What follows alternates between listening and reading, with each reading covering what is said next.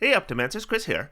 So Wild Shape, it's cool, but if you just play a straight Moon Druid without any special care in character selections, this is what you're going to find.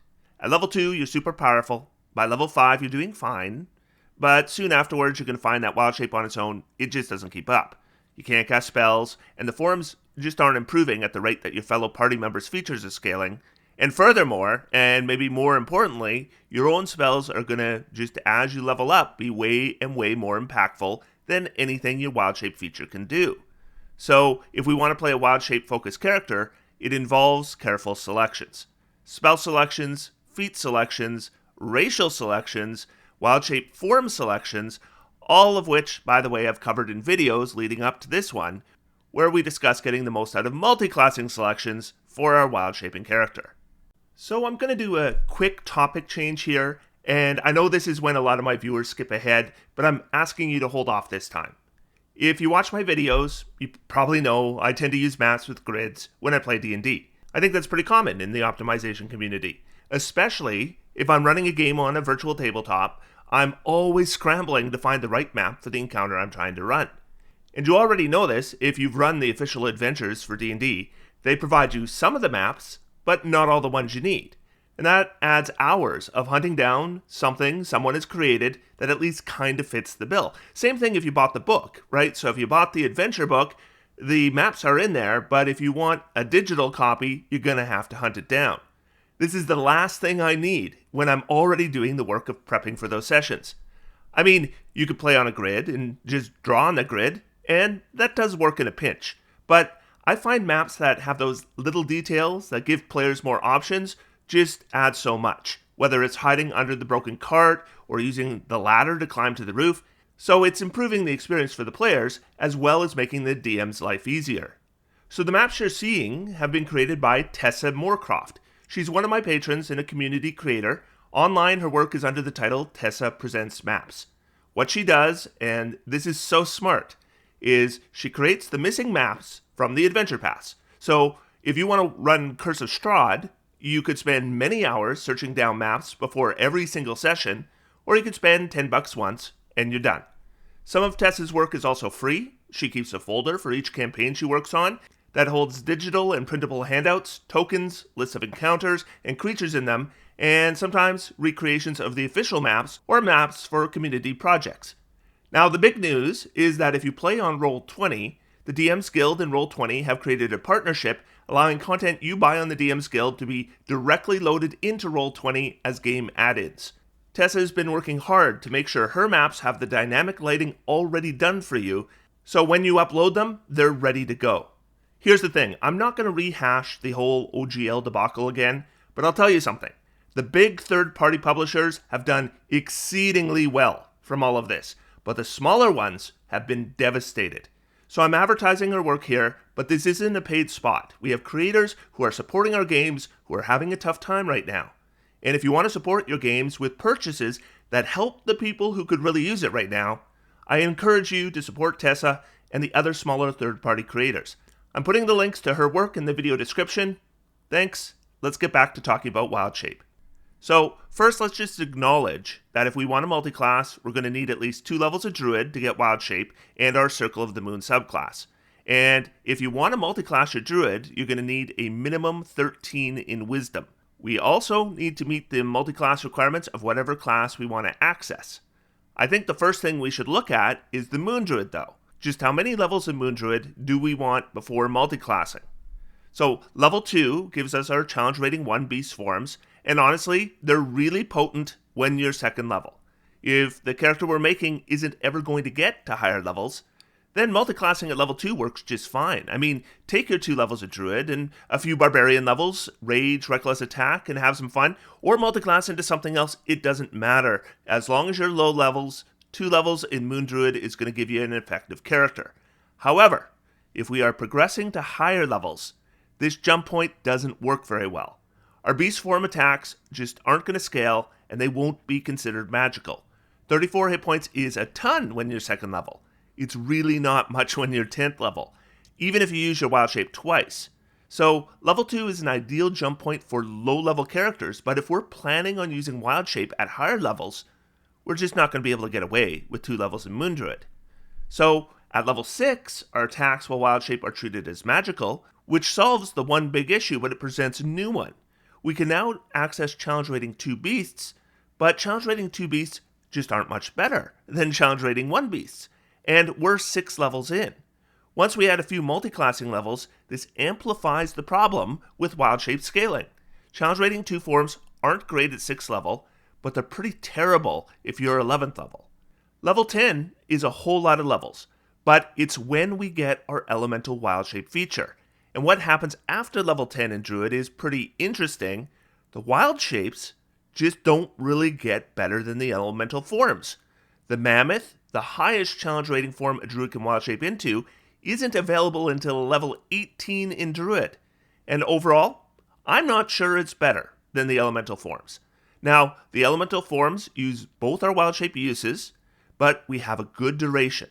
We get those uses back on a short rest, and the elemental forms really provide the potency we need to build upon through multiclassing. Now, 10 levels is a huge level investment. So if we are talking about multiclassing or wild shaping Druid at all, it kind of leads us to 2 extremes. Either multiclass out at level 2 of Druid for very low level games, or level 10 for very high level games. Though there's nothing saying you necessarily need to take all those 10 levels in Druid in a row, so you could multiclass out a Druid at level 2, then come back later and get those additional 8 levels. But if your intention is to remain focused on Wild Shape at all levels, you just need to be aware that delaying Elemental Wild Shape past level 10 is going to hurt. The forms that Moon Druid has to select from at level 9 are just a whole lot worse. Another thing to remember about multiclassing Druid is it's not just a buffet of class and subclass features we can browse. Our ability scores are going to be a huge factor, and potentially a huge obstacle when multiclassing, even if we plan ahead. In this video, we're going to discuss some really nice synergy with Paladin and Wizard, but if you want to multiclass into those classes, you don't just need wisdom, but you need strength, charisma, and intelligence. So now you don't have any good ability scores, and you're probably dumping dexterity and constitution. Now, when you're wild-shaped, maybe that doesn't matter. But when you aren't wild-shaped, those just aren't dump stats on a Druid. I would normally want a 14 in each, but that just won't happen unless you're rolling for ability scores and have no low rolls. Now, because Wild Shape replaces your strength, dexterity, and constitution scores, that isn't necessarily a deal breaker. But we do need to acknowledge that sometimes our Wild Shape will go down. If our base form has a terrible constitution and a terrible dexterity, we are going to face consequences. So for the rest of this video, I'm going to go class by class. I'm going to discuss some of the class features and subclass features that synergize well with wild shaping characters, but I'll also be discussing the difficulty of access. In other words, how big a sacrifice are we making to our ability score distribution by accessing that class? If we were to multiclass with a second class, we should also consider whether that's making things worse. Like if we're already making the sacrifice to multiclass with Paladin, accessing Warlock, it's not really a problem because we already had to get up that charisma. But if we want levels in Artificer, that's another matter entirely. So on that subject, it should be obvious that the easiest class to multiclass into is going to be the Cleric, because it has the exact same multiclass requirements as the Druid, so that should really be the first one we look at. As a Druid Cleric multiclass, we'll have full spell slot progression, but we do hinder our spell level selection. Honestly, the base Cleric class doesn't offer much for us. We can't even use Turn Undead with our character if we're wild-shaped, because it requires that we speak a prayer and present a holy symbol. So if we're going to multiclass Cleric at all, it could be to access some spells we want, like maybe Spirit Guardians, but the big reason would be to access some of the subclass features. Fortunately with Clerics, you get that first subclass feature right at level 1. And then we're going to get a Channel Divinity feature at level 2. And remember, we can't use our Channel Divinity to turn undead. So if we have another use for it that doesn't require us speaking a prayer and presenting our holy symbol, that's also an advantage. So what I end up looking at is mainly 1-level dips or potentially 2-level dips. So I have made it no secret that I think Peace and Twilight domains are overpowered. And guess what? We see it here as well. This is a lot for a 1-level dip. The Peace Cleric gives us Emboldening Bond. This isn't a spell, it doesn't require speech, so we can use this when we're wild-shaped. Furthermore, it's based on your proficiency bonus, twice actually, for both uses and number of targets, so it scales just as well with a 1-level dip as it does for a straight Cleric, and it's really powerful. You give a d4 bonus to any one attack, ability check, or saving throw you make in a turn. Since you make saving throws usually when it's not your turn, this ends up being like a d4 to every saving throw. So you can do this on yourself, giving yourself some good duration buffing, and on other party members as well. This would be the most obvious dip for a wild-shaped druid, though you will have to deal with feeling dirty for taking the peace dip. Twilight is also, of course, really overpowered. Right at level 1, we're getting advantage on initiative that you can keep or hand out, though with wild-shaped forms often not having great initiative modifiers, I would be inclined to keep it, and Eyes of Night, which allows you to hand out 300-foot dark vision to party members. Now, it's not 100% clear if your own 300-foot dark vision would still apply with wild-shaped due to some vague wording in the wild-shaped feature, but a lot of wild-shaped forms don't have dark vision at all, so if you do keep the feature, it's really good. Now, speaking of features that may or may not work when wild-shaped, naturally, with Twilight, the feature that gets talked about comes at 2nd level with your Channel Divinity option Twilight Sanctuary. This feature says you use your action and present your holy symbol. Is that something you can do while wild-shaped? This is going to require a conversation with your DM. I know myself, when it comes to those gray areas, I tend to be generous with my players. But when it comes to Peace and Twilight domains specifically, I tend not to be charitable at all. However, I wouldn't touch either of these subclasses with a 10-foot pole if I'm the player. So I'm going to mention some other options with a Cleric dip. The Tempest domain is worth considering because Wrath of the Storm is a feature that you will probably have consistent opportunities to use. If a creature you can see within 5 feet of you, and will probably be in melee a lot when wild-shaped, hits you with an attack, you can use your reaction to deliver 2d8 lightning or thunder damage to them, half on a successful dexterity saving throw. Now remember, when we're wild-shaped we can't cast spells. That means we will have less need than most spellcasters to keep our reaction available. Basically, it's attacks of opportunity, and that's basically it. So this gives us a reaction that can increase our damage output, and its uses and saving throw DC are based on our Wisdom modifier, which is our primary ability score.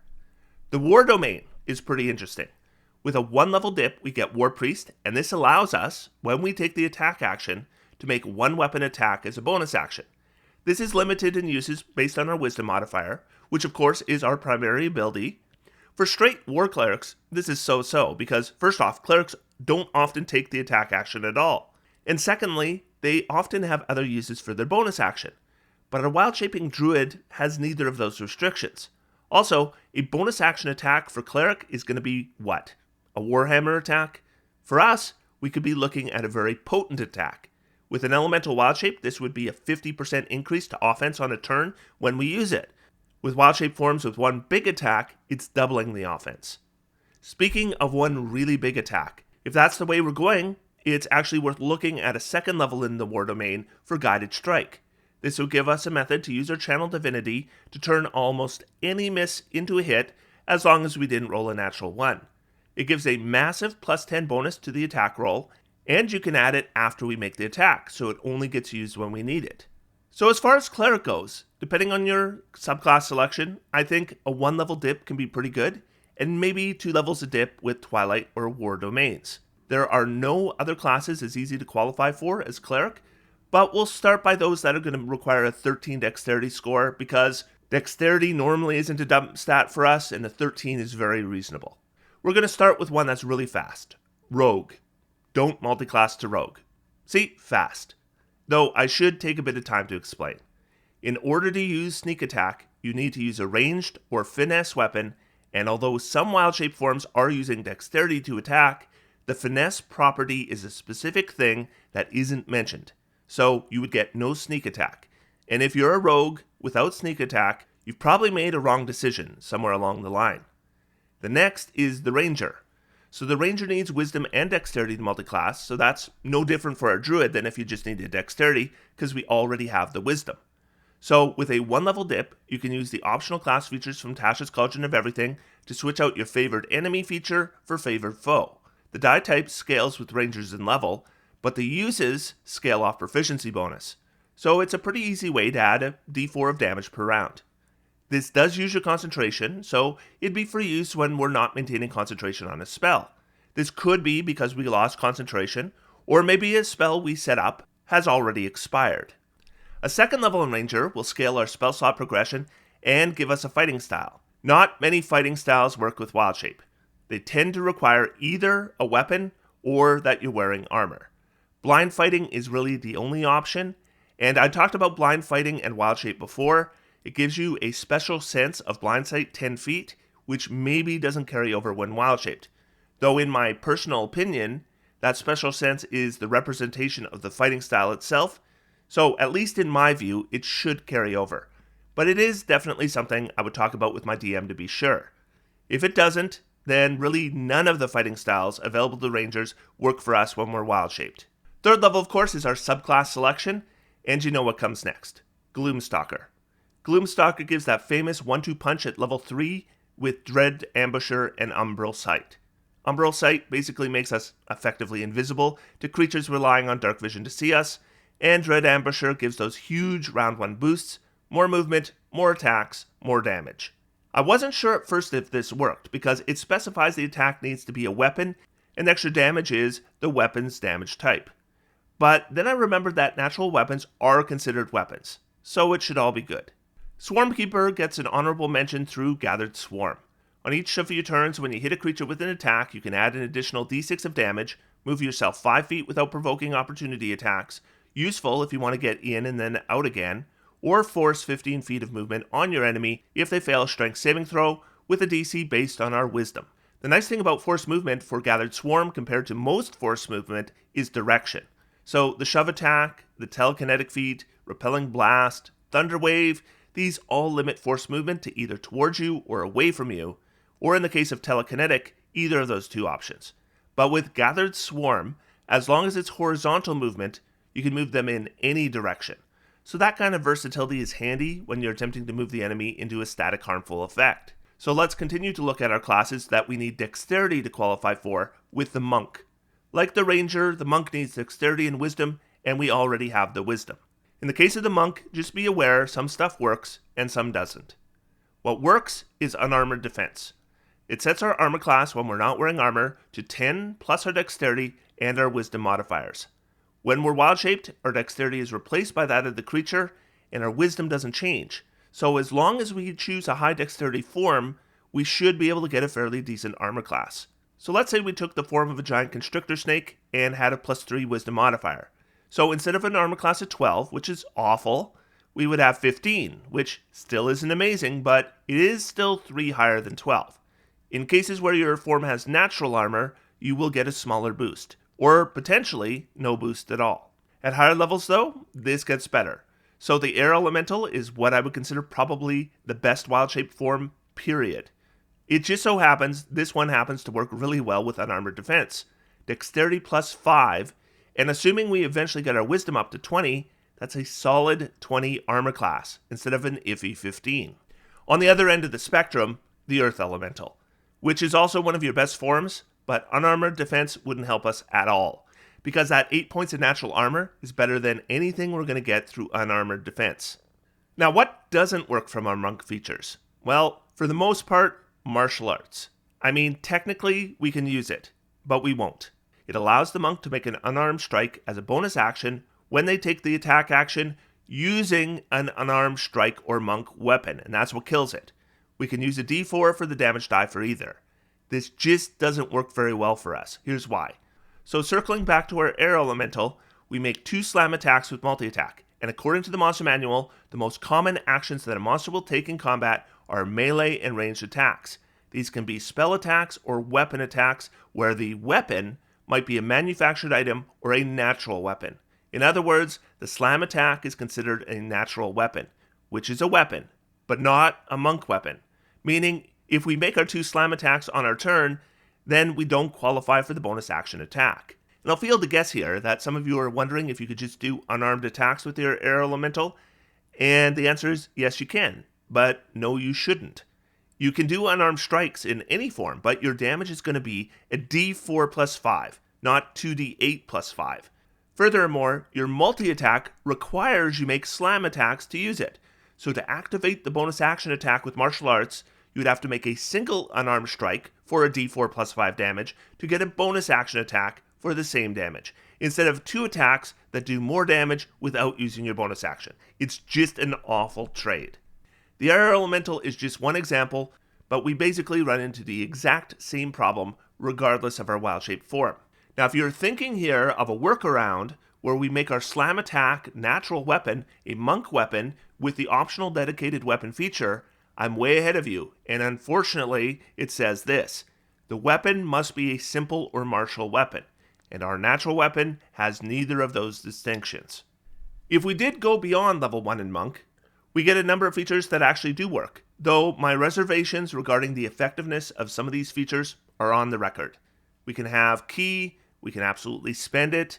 Although martial arts doesn't really work, flurry of blows works fine because it doesn't require a monk weapon when we attack with our action. Patient defense and step of the wind work too. Same goes for your unarmed movement, deflect missiles, slow fall, stunning strike. Yes, you can deliver stunning strike with a natural weapon attack. There's evasion, stillness of mind. Some of the subclass features work as well, but not all of them. Any that allow the casting of spells face the same restriction as our druid spells. We won't be able to cast them while we're wild-shaped. Subclass features like Draconic Strike that really focused on unarmed strikes just don't give us the same mileage, since the only time we'd ever use an unarmed strike is if we did Flurry of Blows. But subclasses like Way of Long Death work better. Both Touch of Death and Hour of Reaping would be unhindered by being wild-shaped. Now, my recommendation would be we don't bother with more than a 1-level dip. I personally just don't think the monk class and subclass features are worth the level investments. But if you have a different opinion of monks than I do, I've shown you what works and what doesn't. Dexterity qualifies us for one more class for multiclassing, and that's the fighter. Fighter's a good segue as well, because we can qualify for multiclassing with either dexterity or strength. So we'll switch to strength options afterwards, because if we're combining multiclassing more than one class, we might qualify for fighter through dexterity, and we might choose to qualify for it through strength. So let's start with the super obvious stuff. A 1-level dip doesn't do much. We get second wind, fine, that's pretty minor, and we get a fighting style, and like with the ranger, most just don't work with wild shape.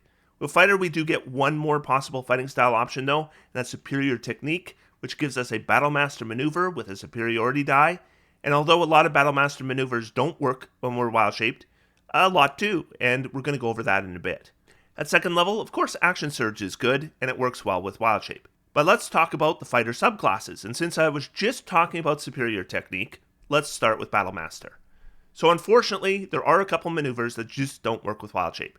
Now my assumption is, although we use natural weapons, we aren't necessarily wielding a weapon, which cuts out some maneuvers because of the wording. But that is a gray area. They definitely aren't throwing weapons, so that cuts out quick toss, but there's plenty of strong maneuvers left. Here's the ones I'd be considering. Bait and switch is really nice, allowing for some battlefield manipulation and a solid temporary armor class boost. Nothing about wielding weapons, and it's one of the better maneuvers. I would look at grappling strike. This probably works better with a wild-shaped character than a straight fighter. We don't need to worry about having our appendages filled with weapons and shields, and the greater size that we likely are opens up grapple options not available to other characters. This will work better with high-strength options, like the Earth Elemental. Parry should work fine, and some of our forms, especially the aforementioned Air Elemental, have good dexterity modifiers to get the most value out of this one. Precision attack might be my first pick though. Sometimes we're making one big attack, and we really want it to hit. Natural weapons are weapons, so they qualify.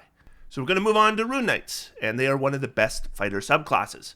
Runes are magical, but they aren't spells, so any rune will work just fine when we're wild-shaped. But what about Giant Smite? Well, it kind of works. So when we use it, we get 3 bullet points. The first says if we are smaller than large, we become large. Well, we're probably large already, and in that case, this bullet point doesn't do anything. But the other 2 would still apply. That means even if we start out large, and then we use Giant Smite, we might not actually grow, but we do get advantage on strength checks and strength saving throws, and that d6 damage boost on one of our attacks on our turn. Now, if we venture 7 full levels into Rune Knight, so this is really high level, assuming we're doing 10 levels of Druid first, the better runes and Runic Shield become available, and they are all pretty good. Moving on from Rune Knight, we get to the infamous Echo Knight. I understand this isn't allowed at a number of tables, it's technically setting specific, and Wildmount isn't known for well-balanced options, but 3 levels of Echo Knight gives Manifest Echo that works just hunky-dory with Wild Shape. Unlimited teleports, attacks from the Echo space, and extra attacks of opportunity are all great additions to our Wild Shape character. Also, Unleash Incarnation works especially well with Wild Shape, since a natural attack can often be more impactful than a mundane weapon attack. There's a bit of a weird interaction here though, since our number of uses equals our Constitution modifier. So my question would be, is that our original Constitution or our current Constitution? Because those could be 2 very different numbers. I think if you want this to work smoothly, it kind of needs to be our original Constitution, but it's something you're going to have to work out with your DM. Now there's one more fighter subclass I thought would be very interesting for a wild shaping character, but only in a very specific way, and that's the Cavalier. So here's the interaction I'm thinking of. We wild shape into a form that could be used as a mount, and then someone with mounted combatant rides our character. When we get into melee, we use Unwavering Mark when we hit a creature, and that gives it disadvantage to attack anyone but us. So when it targets us with an attack, our rider uses the mounted combatant feat to redirect the attack to them. So now it is made with disadvantage and sets you up for that bonus action attack with advantage and a damage bonus on your following turn if it hits. The downside of this trick is that elementals probably can't be used as mounts, so that strategy locks us out of our best forms, but I thought it was worth mentioning. So transitioning to a strength requirement, we get to the Barbarian. I did a video on the Barbarian that covered the good and the bad of multiclassing into Barbarian, and I'll link it up above. All I'll really add here is that if we are an Earth Elemental, Reckless Attack works. Path of the Ancestral Guardian has a very similar interaction as the Cavalier Fighter, and the famous Bear Totem gives resistance to every type of damage except for Psychic if you're raging.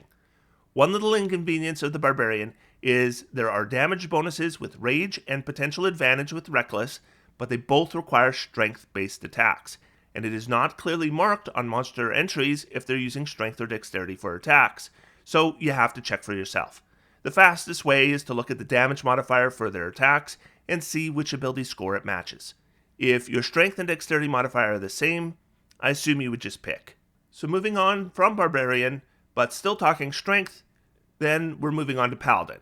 The unfortunate thing is Paladin requires both strength and charisma, and those are normally dump stats on druids. Just qualifying for a Paladin multiclass is going to require some significant sacrifices in your ability score distribution, but it can be done. A single level dip doesn't give us much. Divine Sense is pretty lackluster, and Lay on Hands is good, but it scales with our Paladin levels. At level 2, we get a fighting style, and again, we're pretty much limited to blind fighting. If blind fighting works, I won't bother repeating myself on that. Then we get to Divine Smite, and this is why you would consider multiclassing Paladin. We're a druid with all these spell slots, and we can't cast spells with Wild Shape. So we need to find something useful to expend those spell slots on, and here we have a huge way to do it. Divine Smite doesn't work with unarmed strikes, but it does work with natural weapons. So this is the feature that we would mine 2 levels of Paladin for. Now I'd normally salivate over Aura of Protection, but we're a multi-class Druid Paladin. Our Charisma is probably 13. A +1 saving throw, not worth the levels. If we're going Paladin, it's a 2-level dip. But Paladin is a good segue into our Charisma options. So let's look at our other Charisma-based multi-class options. Bards is a fast one. I mean, don't multi-class Bard. I like Bards, but the good stuff here is all Charisma-based. And our Charisma, it's just not going to be great. Bard offers very little to a character that barely had the Charisma to qualify. Sorcerer also probably isn't providing anything worth the benefit. I scoured the subclasses, and I mean, some of the features do work, like Favorite of the Gods from a Divine Soul works fine if you're wild-shaped, but is the Charisma investment worth that 1-level dip post-level 10? Probably not, but maybe if we had Druid 10 and then we took 2 Paladin, so we already qualify, then it might be worth a 1-level dip. But moving on to Warlocks, I was originally thinking the Undead Patron might work well, but that Frightened save DC is based on our Charisma, and that's a huge limiting factor. But good old Hexblade. Hexblade's Curse is a bonus action, we should have bonus actions available, and it is a straight up damage boost. A bit of healing when the target dies, and the increased critical chance works well with the forms where we have an increased number of dice. And an honorable mention to Genie Pact here, this also gives us a damage boost and it scales with our level, not our Warlock level. The Fathomless, unfortunately, uses Charisma for that tentacle attack, and the Fiend Patron's nice level 1 feature scales with Warlock levels. Which takes us to our last ability score for qualifying for multiclassing, Intelligence. Again, normally a dump stat for Druids, but we do have some interesting options here. I'm going to start with a simple one, and believe it or not, that's Wizard. So if we're multiclassing Wizard, here's what I would do. I'd take 2 levels, and I'd take the War Mage subclass. First, I should mention Find Familiar can be done outside Wild Shape, and you can still use it fine when Wild Shaped. There's even a reason we might want to consider taking other than the Owl for once. When we're Wild Shaped, we can't talk, unless our Wild Shape form is capable of speech. But if we have a Raven Familiar, we potentially have a workaround because we have that telepathic communication with the Raven, and it can at least potentially speak on our behalf. Now, mimicry isn't super clear, but do a search on YouTube for Ravens Can Talk, and you will see all kinds of examples of ravens mimicking human speech pretty accurately. So at least potentially, you could verbally communicate with the rest of your party while wild-shaped using a Raven Familiar, at least in a limited fashion. Here's what we want though, Arcane Deflection. Use a reaction and you get a +2 armor class against an attack, or a +4 to a saving throw. The disadvantage of using this feature is you can't cast spells other than cantrips on your next turn. Oh no! My wild-shaped druid can't cast leveled spells? Whatever shall I do? Now, Tactical Wit is based on intelligence, so it's probably a +1, but I guess that's better than nothing. And then finally, we're going to get to the Artificer, our other intelligence option. So 1 level isn't doing much for us. The amount that 2 levels does is debatable. We're probably going 3 levels if we go any at all. So with Infuse Item, after a long rest, we can touch a non-magical item and infuse it, turning it into a magical item. I immediately thought of Spellrot Tattoos, but they don't work. They allow you to cast the spell, but when we're wild-shaped, we can't cast spells. It did occur to me, though, that we might have non-magical items specifically fitted for our wild-shaped forms. So things like Goggles of Night could work. Or I was especially thinking about Mind Sharpener. That allows us to automatically change a concentration saving throw from a failure to a success using our reaction. Now, you could probably find a way to make robes or even barding that fits a bear, but an air elemental, that might require a lenient DM. And I'm not done with that topic. Air elementals and armor is something I'm going to bring up again. But with infusions only sort of helping, it means a 3-level investment is needed to get a subclass. And there are 3 possible subclasses I would consider. The first was the most obvious to me, and that's the Artillerist. You make the Protector Cannon, then you wild shape, and then you have a constant source of temporary hit points. When the cannon is destroyed or expires, we can expend a spell slot to make a new one, and since it isn't casting a spell, we should be good. The second subclass I'd consider, and this one will be a surprise, is the Alchemist. My complaint about the Alchemist is that the elixirs they make with spell slots often aren't better than the spells they could cast with those slots. Of course, we can't cast spells while wild-shaped, but we can use elixirs. If you cast Longstride on yourself before a wild shape, then you wild shape into an earth elemental, and then drink a flight and swiftness elixir, that's a fly speed of 30. That's not bad, especially on your flying earth elemental. Resilience, healing, boldness, they're all so-so. But again, we're expending spell slots that would normally go unused. So this is a case of a terrible subclass that just happens to perform better under these circumstances. Then we're going to get into the final one. And this one, it's super iffy. But it is interesting enough to consider mentioning. So there's 2 things about it that are iffy. But let's talk about the first one. You know how druids aren't allowed to wear metal armor? So it turns out that rule is controversial. I use it at my table, but my understanding is a lot of DMs don't. This recommendation is for those tables. The Armorer. So I was reading through the Armorer, And I found something, and it's sneaky, but I thought it was super interesting. So here's the sneaky bit. So let's say we are a Druid, and we have 3 levels in Artificer, and we're an Armorer. So we wake up in our human form, we put on our plate armor, and then we use Arcane Armor to turn the plate into Arcane Armor. So normally, the plate would be merged with our Wild Shape form when we use Wild Shape. According to the Wild Shape feature, this would happen because it's not going to match the size or shape of our Wild Shape form. Here's where Arcane Armor gives us a loophole. I love it when I find these fiddly little bits we normally ignore, but suddenly become relevant in very specific circumstances. So first it says we can don and doff the armor as an action. So we'll doff it before we Wild Shape. Now we're an air elemental or a bear or whatever with a set of human-sized plate armor sitting on the ground. Then we don it as an action. Now, how do we don human-sized plate? Well, it's right here. The armor attaches to you and can't be removed against your will. And now the amazing sentence, it expands to cover your entire body. Size and shape restrictions just got loopholed. This also opens up the defense infusion so we can make +1 plate, and that's a 19 armor class. Now, if you haven't figured out for yourself, this one is obviously dubious. Like, can an air elemental, or any other elemental for that matter, even physically wear armor? I could see some DMs allowing this, but I wouldn't be assuming anything. I guess I would try to make the case that the air elemental creates wind resistance on the inside of the armor, allowing it to wear armor, and I don't think that's a super strong case. I think maybe we have a better case with the earth elemental, but it's going to be up to you and your DM. I just thought the wording was interesting enough that I couldn't not put it in this video. So that wraps up multiclassing to enhance Wild Shape, and armed with this, along with spell options, feat options, the best forms, and the best racial options, I think I'm now ready to tackle a couple Wild Shape builds.